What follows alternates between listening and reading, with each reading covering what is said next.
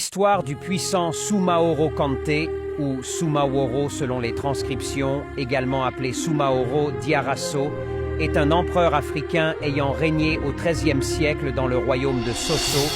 Avant de commencer, si vous aimez ce genre d'histoire, abonnez-vous, commentez et partagez aux autres pour écouter.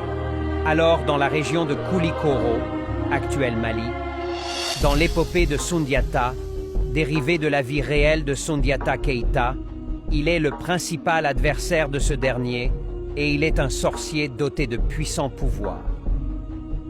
Ce personnage était appelé Soumaoro Diarasso au royaume de Sosso et Soumaoro Kante chez les Mandenka, habitants du royaume de Manden plus récent.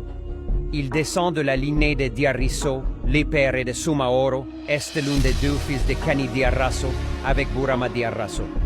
Soumaoro connaît une gestation extraordinaire dans l'épopée. Diarra Diarasso, Kaya Touré, Dabi Touré et Samsun Touré tombent enceintes de lui successivement, chacune pendant 3 mois. Et lorsque Samsun Touré accouche de l'enfant, les 3 épouses ressentent les douleurs de l'enfantement. L'oncle de Soumaoro, Burama, a 9 fils, mais aucun ne règne, car Soumaoro s'empare du pouvoir au Sosso. Soumaoro Kante succède donc à son père, Sozoe Kemoko, sur le trône du royaume de Sosso. Le début de son règne se situerait vers 1200.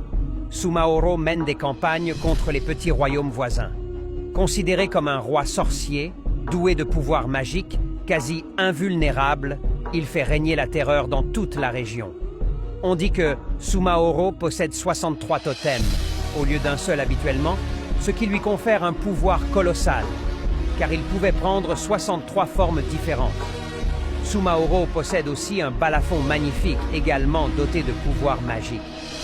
Pendant sa captivité chez Soumaoro, Balafaseke, le Djeli, griot de Sundiata Keita, joue de ce balafon. Merci d'avoir écouté. Abonnez-vous pour la suite dans 2 heures et donnez votre avis sur 10 dans les commentaires. Partagez pour nous encourager, critiquez pour nous améliorer. Écrivez un titre et on vous sort une histoire savourante.